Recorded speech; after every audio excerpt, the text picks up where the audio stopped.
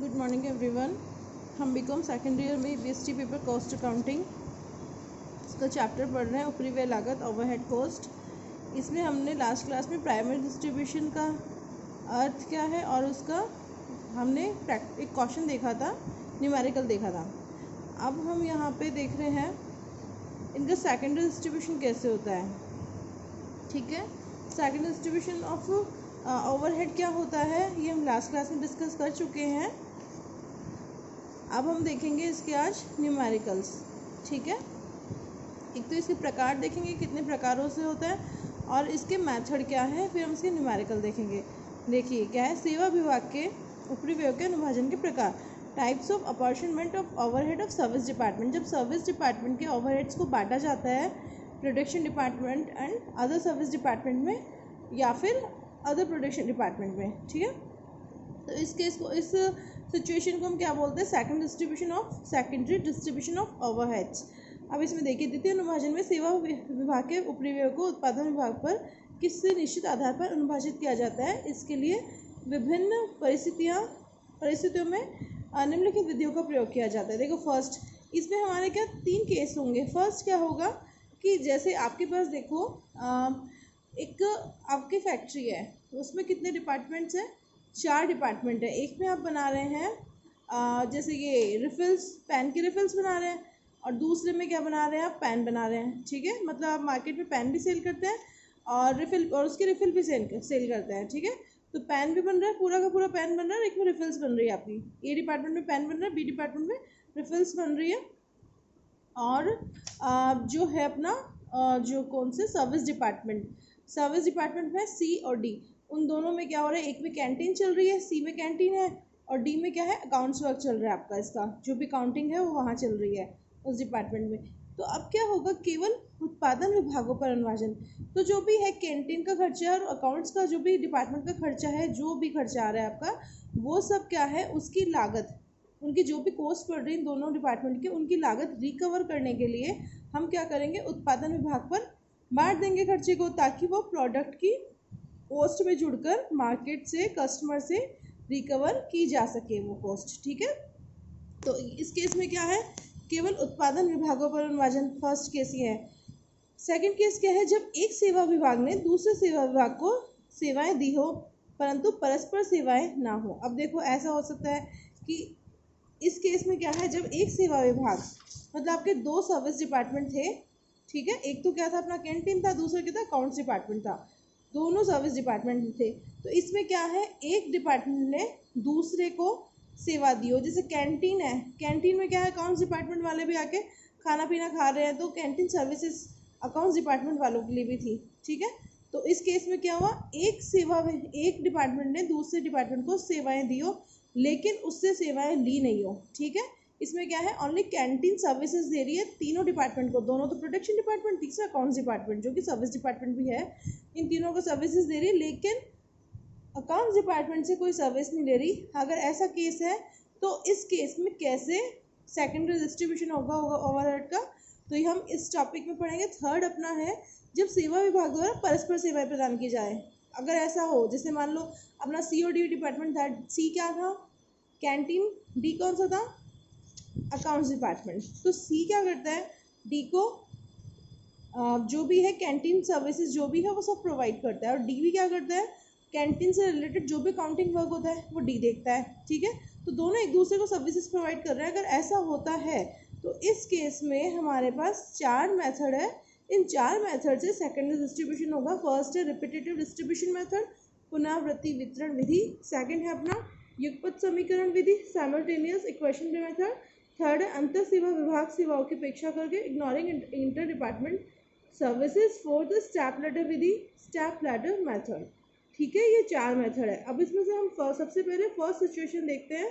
कौन सा है हमारा फर्स्ट सिचुएशन, केवल उत्पादन विभागों पर अनुभाजन किसका, ओवरहेड्स का, सर्विस डिपार्टमेंट के ओवरहेड्स का, apportion only on production departments. ठीक है, फर्स्ट देखते हैं अपन। देखो इस फर्स्ट में क्या है, आपको कुछ नहीं करना है, एक परसेंटेज दी हुई होगी, उस बेसिस पे आपको क्या करना है, जो भी आपका ओवरहेड है सर्विस डिपार्टमेंट का, उसको डिस्ट्रीब्यूशन कर देना है। देखो क्या है, ऐसे प्रश्नों में प्रत्येक विभाग के उपरिव्यय को प्रत्येक श्रम लागत की प्रतिशत के रूप में व्यक्त करना हो तो उपरिव्यय की श्रम लागतों से प्रतिशत निम्नलिखित सूत्र द्वारा ज्ञात की जा सकती है। देख लेना अब अपना फॉर्मूला क्या है।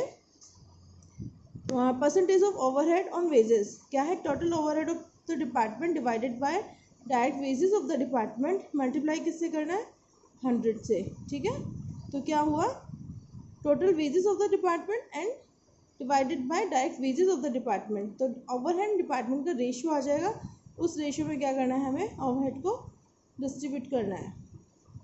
और अगर ऐसा नहीं करना तो कोई और भी सिचुएशन दी होगी कि किस बेसिस पे आपको डिस्ट्रीब्यूट करना है, वो क्वेश्चन के अकॉर्डिंग देखा जाएगा। अब इसका हम एक एग्जाम्पल देखते हैं। एक कंपनी के 3 उत्पादन विभाग है ABC तथा 2 सेवा विभाग है XY। नवंबर 16 माह के लिए विभिन्न उत्पादन एवं सेवा विभागों के उपरिव्यय के संबंध में निम्नलिखित सूचनाएं उपलब्ध है। ये हमें देखो क्या दे रखा है, खर्चे दिए हुए हैं। ठीक है, ABC तो क्या है हमारे 3 तो है प्रोडक्शन डिपार्टमेंट, 2 सेवा विभाग है XY। तो हमें क्या दे दिया, इनका सबका मिला जुला खर्चा दे दिया, किस तरह का खर्चा हुआ है आपके। ठीक है, उपरोक्त सूचनाओं के अतिरिक्त निम्नलिखित सूचनाएं भी उपलब्ध है और ये वाली सूचनाएं भी दी हुई है। ठीक है, तो ये सूचनाएं का मतलब क्या है, ये तो हमें दे दिए खर्चे। ठीक है, और ये भी क्या है, overhead, indirect material, direct wages क्या होगा, ये ओवरहेड नहीं है। डायरेक्ट नेचर के खर्चे क्या होते हैं, ओवरहेड नहीं होते।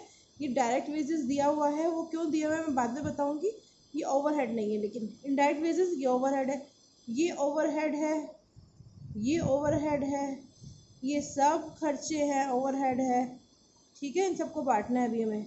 और ये area, number of employees, capital, ये सब क्या दे रखे हैं, ये चारों हमें दिए हुए हैं इन खर्चों को बांटने का आधार, मतलब प्राइमरी डिस्ट्रीब्यूशन के लिए आधार, बेसिस फॉर प्राइमरी डिस्ट्रीब्यूशन, जो कि हमने लास्ट क्लास में देखा था।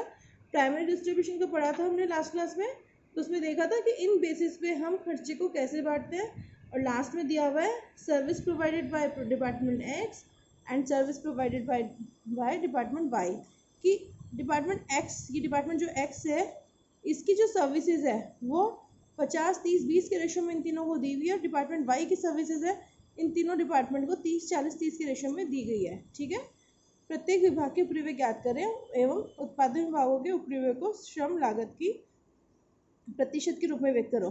क्या बोल रहे हैं, उपरिव्यय को श्रम लागत की प्रतिशत में व्यक्त करना है, इसी वजह से हमको डायरेक्ट वेजेस यहाँ पे दिया हुआ है। ठीक है, overhead divided by direct wages इस फॉर्मूला इंटू 100, इससे क्या करेंगे, हम इनके परसेंटेज निकालेंगे, जिस बेसिस पे हमें क्या करना है, ओवरहेड का अपॉर्शनमेंट करना है। देखिए अब कैसे, statement showing apportionment of overheads. सबसे पहले क्या आएगा आपका, यहाँ पे जो भी खर्चा है ये सारा ओवरहेड है, ये सारा अभी देखो 2 ओवरहेड तो ये हो गए, बाकी ओवरहेड्स ही हो गए, ये सारे ओवरहेड्स यहाँ पे हम लिख देंगे।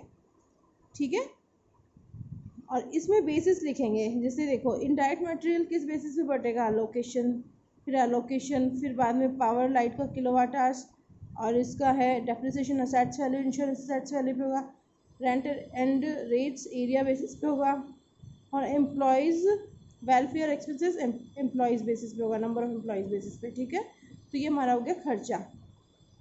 अब खर्चा हमारा ये यहाँ से अब लिखते जाएंगे जो भी है, जैसे ये 1800 तो इंडायरेक्ट वेजेस का आ जाएगा, 1900 इंडायरेक्ट मटेरियल का आ जाएगा। ठीक है, नहीं 1800 1900 नहीं आएगा, ये 1800 2200 600 2300 ये ऑलरेडी बटा हुआ है, तो अलोकेशन किया हुआ है। इंडायरेक्ट बेसिस में देखो क्या लिखा हुआ है, 1800 2200 600 2000 और 1300। ठीक है, ये सारा दिया हुआ है। इसी तरह से इंडायरेक्ट मटेरियल भी बटा हुआ है, ये ऐसे बांटा हुआ है। इन सबको आप यहाँ पे टोटल लगा देना, 8500 7900 आ जाएगा। फिर है पावर एंड लाइटिंग एक्सपेंसेस है 12000, ये 12000 में लिखेंगे। पावर एक्सपेंसेस किस में बढ़ता है, किलोवाट आवर्स में, ये हमने देखा था नोट्स में। तो इसका रेशियो निकालना 4000 4400 1600 1500 500, इसके रेशियो में इस खर्चे को बांटना है, तो इस तरह से बट के आ जाएगा। यहाँ पे इस तरह से इसको बांट देना, ये बट के आ जाएगा। इसके बाद में डेप्रिसिएशन है, डेप्रिसिएशन हमें कितना दिया हुआ है क्वेश्चन में, देखो 4000 डेप्रिसिएशन किस वैल्यू पे बढ़ता है, किसके बेसिस पे, असेट्स की वैल्यू पे। तो 4000 के खर्चे को इस रेशियो में बांटना है, तो रेशियो निकाल लेना और इस बेसिस पे 4000 के खर्चे को आपको बांटना है।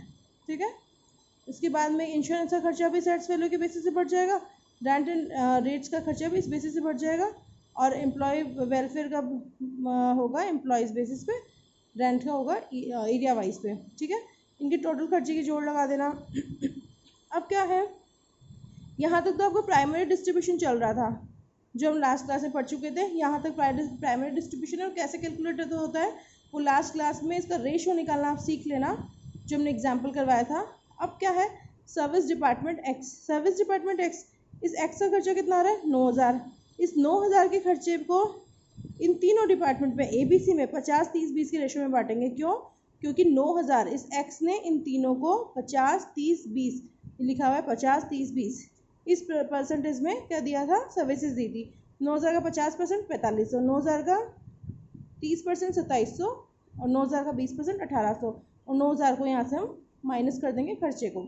ठीक है, तो ये आ गया हमारा सर्विस डिपार्टमेंट एक्स का, इस एक्स का एक्स ही सर्विस डिपार्टमेंट का खर्चा, जिसको इस तरह से बांट दिया। इसी तरह से सर्विस डिपार्टमेंट वाई है, ये क्या है 4000, 4000 के खर्चे को इन तीनों में बांटना है, किस रेशो में, 30-40-30। देखो 4000 का 30% 1200 हो गया, 4000 का 40% करो कैलकुलेट 1600, 4000 का 30% करो 1200। यहाँ पे क्या किया हमने, इसके खर्चे को इनमें बांट दिया, इसके खर्चे को इनमें बांट दिया, यहाँ पे क्या करेंगे, माइनस कर देंगे, -9 माइनस 4000, तो इसका बैलेंस हो गया 0। तो मतलब इनकी जो कॉस्ट है, इनकी जो लागत है वो लास्ट में कितनी आ गई, 0, क्योंकि वो लागत इन तीनों में आके जुड़ गई है। ठीक है, प्रोडक्शन डिपार्टमेंट पे। अब इनको जोड़ो आप, ये इसकी लागत आ गई। ठीक है, ये क्या आ गई, इसकी लागत, मतलब टोटल ओवरहेड्स आ गए। और हमारे पास डायरेक्ट वेजेस कितना दिया हुआ था, ये इन तीनों का, तो इन तीनों को डायरेक्ट वेजेस यहाँ लिखो। अब क्या था, एक फॉर्मूला था ना अपना, percentage of overhead on wages, total overhead divided by direct wages. Question में भी बोला है, क्या बोला है, overhead of production department as a percentage of direct wages, ये कैलकुलेट करना है। तो इस तरह से आप ये यहाँ पे कैलकुलेट करोगे, 18,300 बटा 1,83,000 इंटू 100 10% आ गया, 19,100 डिवाइडेड बाई 3200 इंटू 100 50% आ गया, 8600 बटा 43,000 इंटू 100 20% आ गया। तो ये हमने ये जो पूछा था इसमें क्वेश्चन में, ऊपरी व्यय को श्रम लागत के प्रतिशत के रूप में व्यक्त कीजिए। तो हमने क्या किया, ऊपरी व्यय को डायरेक्ट वेजेस के परसेंटेज के फॉर्म में इसको शो कर दिया है। यहाँ पे हमारा इस आंसर खत्म होता है, क्वेश्चन हमारा खत्म होता है। ठीक है, ओके, थैंक यू।